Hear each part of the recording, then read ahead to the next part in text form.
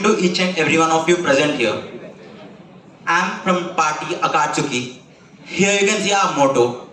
Death to fascism is freedom to the people. That means in the early 1930s, that slogan was used by the people who are against Nazis in Germany and fascists in Italy. We chose that motto because we as a party are against military coups or any dictatorship. So our sole motto is to eliminate eliminate the possibilities of future military coups and also dictatorships.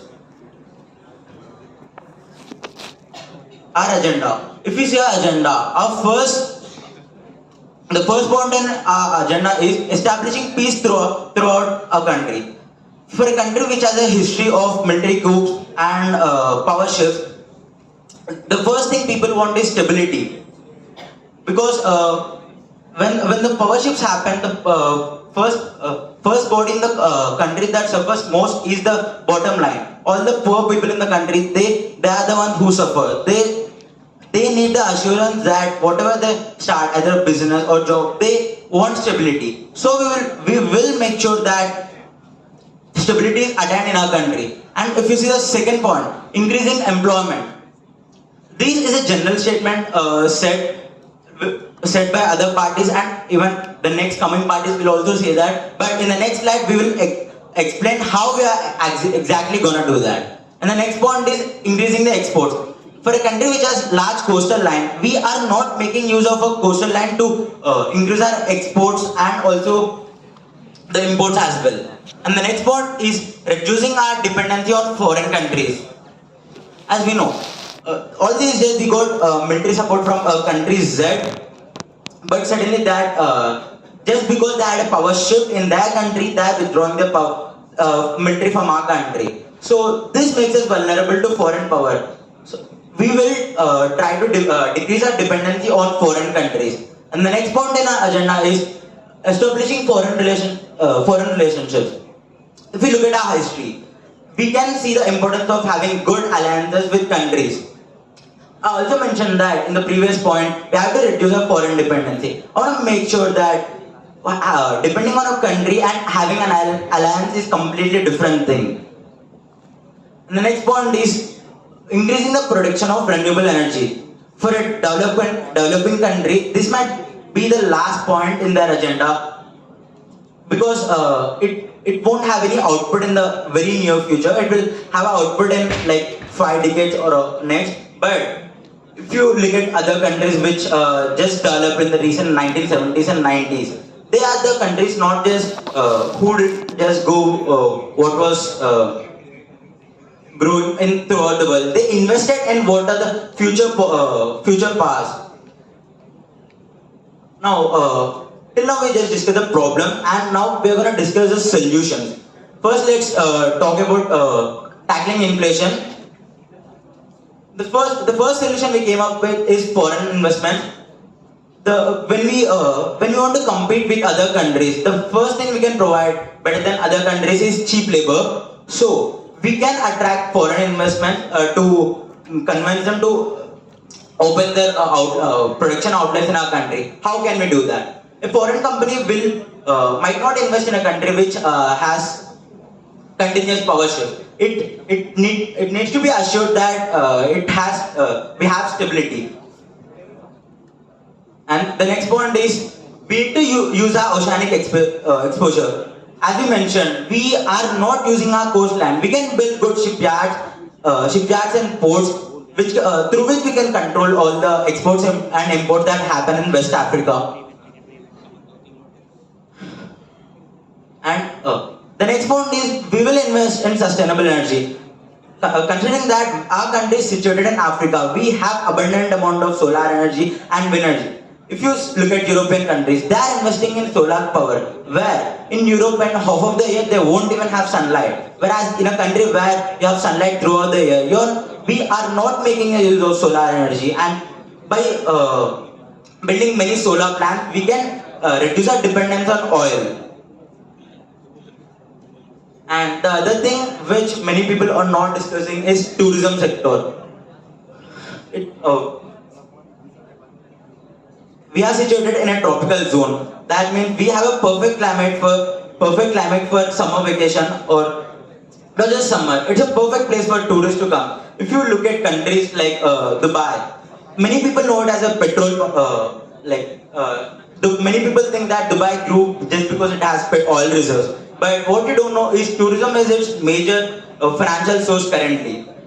Dubai slowly invested in the tourism sector, which now it is its major financial source. And we are going to discuss another set of solution. This comes under the category of external affairs.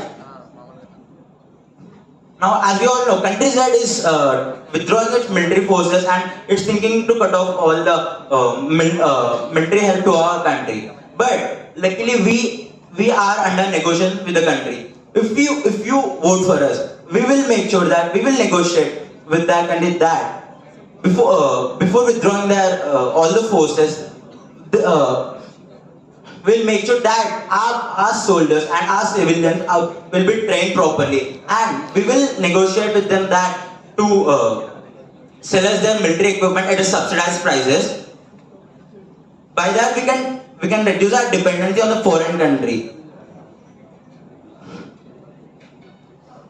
And the next thing is how to avoid military coups. For that, we have an idea that military coups happen not just because the military is strong. It happens when a group of greedy people come together and who just want power. So we make sure that the power and military is divided among different bodies. Like earlier, it used to be in the hands of very few people. Now we are going to distribute that power and into a more number of people, so that we believe that that's going to reduce the the possibilities of military coups in future. And the next point is we will engage with country X in peace talk. You might be thinking, country X has a history of terrorism, but if you have a peace treaty, it might eliminate a threat of direct war. We still might have terrorist threats, but we will eliminate the possibility of a direct war with country X by having a peace treaty signed with them. And as we all know, country Y has increased their gasoline prices because of Russia-Ukraine conflict. For that, as I already said, if we can build good shipyards, through that we can control the exports or imports of West Africa. Then we can increase the taxes specifically for the trade of country Y that happen through our coastline. We will establish alliances with other countries to promote anti-terrorism. As you all know, other countries are ready to engage in talks with us to promote anti-terrorism. That's it. And first of all, I would like to say that the previous party whichever came, they are just thinking that just by controlling the money the print can control inflation, but that's not how it works. To control inflation, you need to have aggressive tax interest hikes, and there are many other measures. But controlling money print will not gonna affect inflation. Thank you. This was the presentation by Team Akatsuki. I would like to ask judges if they have any questions. Can you do the audience first? Cool. How many from audience would like to ask a question? So can you please pass the mic to the person, the first row, second section. I heard this.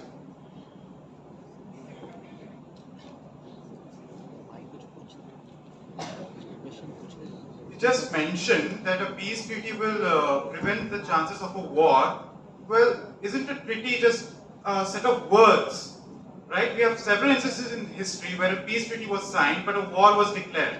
Example is World War II between Germany and USSR.